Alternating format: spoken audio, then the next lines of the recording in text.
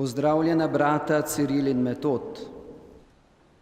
Spoštovana sobrata nadškofa, dragi sobratje škofje, duhovniki, sestre redovnice, spoštovani škof Evangeličanske cerkve v Sloveniji, spoštovani duhovnik Binkošne cerkve, spoštovani duhovnik Srbske pravoslavne cerkve, spoštovana ekscelenca veleposlanik Republike Češke, soprogo, spoštovani narodni poslanci in poslanke, spoštovani župan mestne občine Murska Sobota in župani naših mest in vasi, spoštovani romarji iz župnij, ki so posvečene svetemu Cirilu in Metodu, spoštovani drugi visoki gostje, dragi bratje in sestre.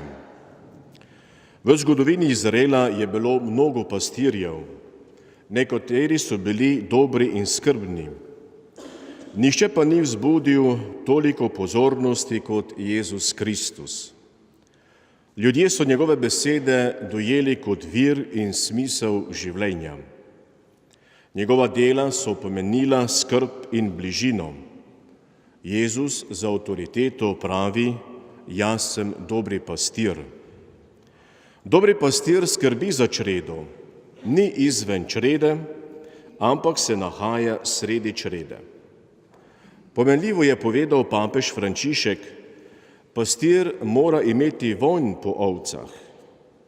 Odsotnost tega vonja dokazuje, da pastir ne pase ovac, ampak jih samo izkorišča sebi v prid. Taki so najemniki, ki zbežijo pred volkovi. Njihova edina skrb je prodaja črede, zaslužek in bogatenje. Dobri pastir pozna svoje ovce in ovce poznajo njega. To ni umska sposobnost spomina, ampak mnogo več. Poznati ovce pomeni hoteti jim dobro, ljubiti jih, za njih celo darovati življenje. Z Jezusom Bog stopa v človeško zgodovino. Njega so napovedovali preroki, da bi zbral razkropljene v skupnost Božjih otrok. Jezus kot dobri pastir pooseblja veličino in hkrati nežnost Boga. Odnos pastirja do ovac primerja z odnosom med njim in očetom. Kot je oče vreden sinove ljubezni, tako so ovce vredne pastirjeve ljubezni. Pomeni, da Jezus, dobri pastir, nič manj ne ljubi ljudi, kot ljubi svojega očeta. Gre za brezpogojno ljubezen, ki se za nas do konca daruje na križu. Dobri pastir da svoje življenje za ovce. Krotko je dovolil, da so ga ponižali v klavno ovcev. Jezusovo obljubo, da mora skrbeti tudi za ovce, ki niso iz tega hleva, in jih pripeljati, in bodo poslušale njegov glas in bo ena čreda, en pastir, sta kot Božji klic dojela sveta brata Ciril in Metod.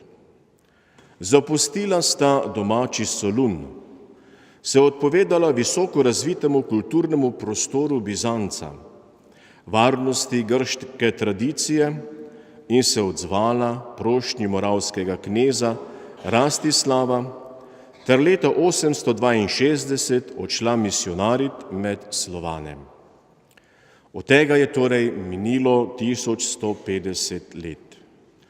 Na Velikomoravskem sta od leta 863 naprej širila krščansko oznanilo v slovanskem jeziku. Po 3 letih sta odšla v spodnjo Panonijo, torej med naše prednike, in nekaj časa živela v Blatenskem kostelu na dvoru kneza Koclja. Njegova država je obsegala tudi današnji del današnjega slovenskega ozemlja, se pravi celotno ozemlje današnje soboške škofije, ter del Štajerske vse do Konjiške gore in Haloz. Gotovo je bilo zanjo najbolj boleče, da so nekateri, ki so se imeli za dobre pastirje, ovirali njuno delo. V bogoslužju niso trpeli slovanskih besed. Niso dojeli, da v čredi ne sme biti diskriminacije. Ljubezen dobrega pastirja ni selektivna in nikogar ne izključuje. Število v čredi ni omejeno, ampak je neskončno. Med ovcami ni razlik. Edina skrb dobrega pastirja je, da se katera od ovac ne izgubi. Naši predniki so dodobra občutili pastirsko ljubezen svetih bratov Cirila in Metoda. Spomin nanju živi. Še danes so ljudska izročila v Prekmurju, Prlekiji in Slovenskih goricah zelo prepričljiva. Govorijo o tem, da sta Ciril in Metod šla skozi naše kraje v Rim. Na kakem prekmurskem travniku pasla svoje konje. Se ustavila v cerkvici v nekdanji Buzinci pri Soboti in na Melincih ali pri Radguni prečkala Muro. Ne glede na ljudsko izročilo obstajajo naslednja dejstva. Skoraj v vsaki župniji naše škofije najdemo spomin na slovanska apostola v obliki kapele, umetniške slike ali kipa. To govori o izjemnem spoštovanju, ki ga naše ljudstvo goji do teh dveh dobrih pastirjev. Kakšna je dediščina svetih bratov za našo škofijo, za današnje kristjane v soboški škofiji in v Sloveniji nasploh? Oglejmo si 4 dejanja svetih bratov, ki naj bodo tudi naša dejanja. Prvo dejanje: prinašati na oltar. Sveta Ciril in Metod sta domačo besedo povzdignila na oltar. Prevedla sta bogoslužne knjige v ljudem razumljiv jezik in v takem jeziku sta obhajala bogoslužje. Tudi danes je to potrebno. Prevesti bogoslužno teološko govorico v ljudem razumljiv jezik.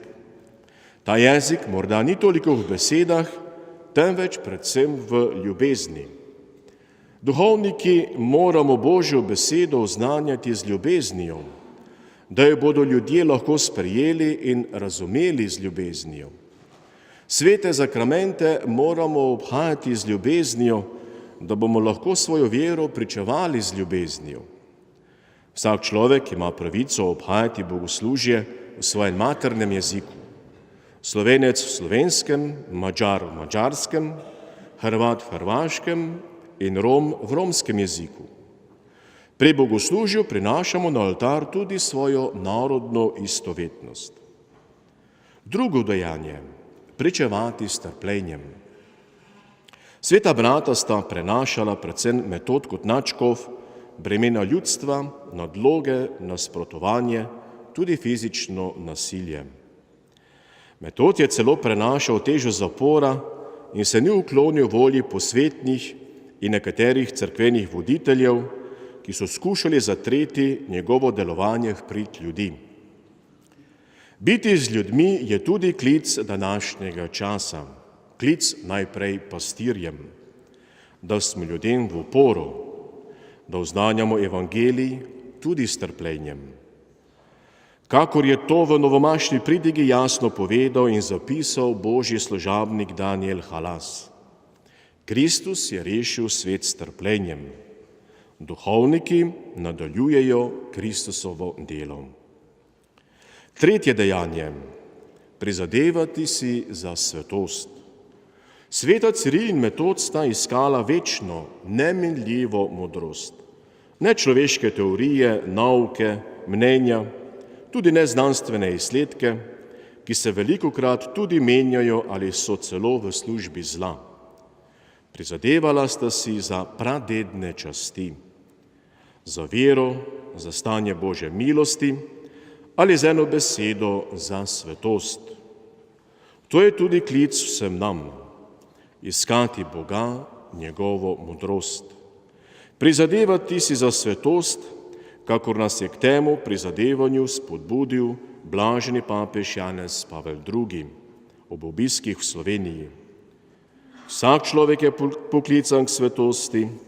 Svetost je tista prava sila, ki je sposobna spremeniti svet.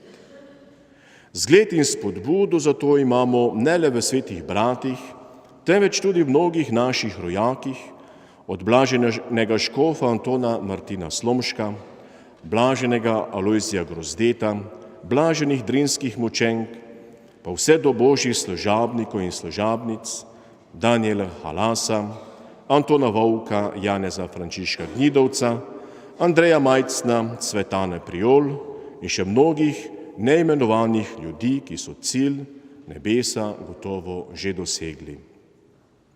Če bomo hodili po njihovih stopinjah, po stopinjah vere, dobrote, svetosti, bomo ostali in obstali. In četrto dejanje, častiti Marijo. Sveta Ciril in Metod sta častila sveto Bogorodico Marijo. V njej posvečeni cerkvi v Blatenskem kostelu sta obhajala sveto Evharistijo. Marija ima dom tudi med nami, na Brezjah, na Ptujski gori, na Sveti gori, v Turnišču in mnogih cerkvah, kapelah ter po domovih. Tudi v naših srcih. V njej včas prepevamo pesmi z lepo vsebino in melodijo. V njej včas med prsti polzijo jagode mnogih rožnih vencev. Ko nas preplavijo vsakdanje skrbi, nam preti nevarnost, da začnemo misliti črnogledo. Namreč, da je končni cilj človeškega obstoja samo tukaj na zemlji, kjer smo samo začasno. Vendar se od teh misli uspešno odvračamo le, ko se spomnimo, da je z nami Mati Marija. Ona nas tolaži in nas spremlja do resničnega cilja zemeljskega romanja do nebes. Če živimo v Marijini bližini, postanejo naši dnevi drugačni, so dnevi upanja, smisla in tolažbe.